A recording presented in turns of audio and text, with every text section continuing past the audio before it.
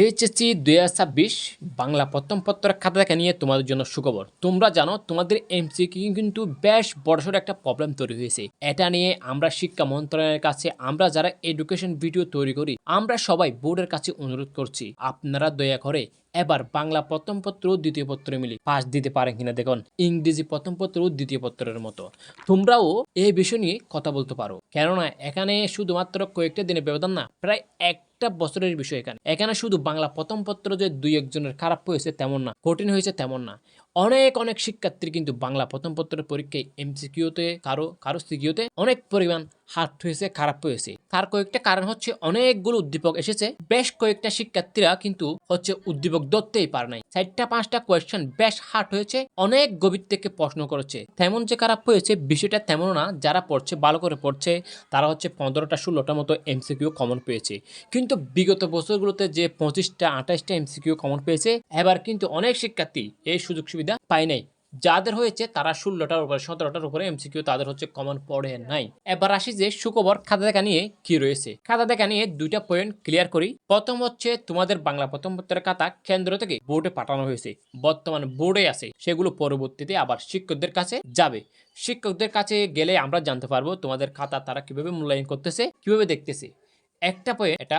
আর দ্বিতীয় পয়েন্ট হচ্ছে শিক্ষামন্ত্রী অলরেডি টিচারদেরকে একগাতা নির্দেশনা দিয়ে দিয়েছে। তোমরা যদি খাতার মধ্যে ভালো করে বুঝবে কথা, সিকিউর ক্ষেত্রে বলি, বাংলা সিকিউর ক্ষেত্রে বলি, তোমরা যদি তোমাদের সিকিউর যদি কমন না পড়ে, তোমরা যদি সম্পর্কের সাথে একটু করো যদি বৃত্তি করে লিখে দিতে পারো, তাহলে কিন্তু তোমরা নম্বর হবা। আমি কিন্তু বলি নাই আগের মতো, আগের যুগের মতো শেখ হাসিনা আমার মতো তুমি যদি সেখানে হিন্দি গান লিখে দিয়ে আসো, কিন্তু বাংলা গান লিখে দিয়ে আসো, কিন্তু তুমি নম্বর পাবা না। তুমি যদি বইয়ের সাথে, বইয়ের থেকে কিছু একটা জিনিস শিখছো, সেটার সাথে যদি উদ্দীপকের সাথে কিছু একটা সম্পর্ক রেখে তুমি লিখে দিয়ে আসো, শিক্ষক যদি মনে করে যে এটার সাথে কিছুটা হলো যাই, সেক্ষেত্রে কিন্তু শিক্ষক তোমাকে কম্পাউন্ড কিন্তু নম্বর দিয়ে দেবে। এখন টিচারদেরকে খাতা দেখার সেক্ষেত্রেও টাকা বাড়িয়েছে। আগে শিক্ষকরা কি করতো, মামা কালো, তারপর তোমার কি বলে ভাই বোনদের দিয়ে, ছোট ভাই বোনদের দিয়ে খাতাগুলো মূল্যায়ন করতো। সেক্ষেত্রে কিন্তু তোমাদের খাতা দেখার ক্ষেত্রে বড় ছোট রেজাল্টের একটা বড় ছোট প্রবলেম তৈরি হতো। তোমাদের গ্রুপ সাবজেক্টগুলো সেম, তোমরা চেষ্টা করবে এমসিকিউতে ভালো করার জন্য। এবং সিকিউতে যদি কমন না পড়ে তাহলে বিষয়ভিত্তিকভাবে লিখে দেবা। তোমাদের গ্রুপ সাবজেক্টগুলো অনেক ভালো হবে আশা করি পরীক্ষায়।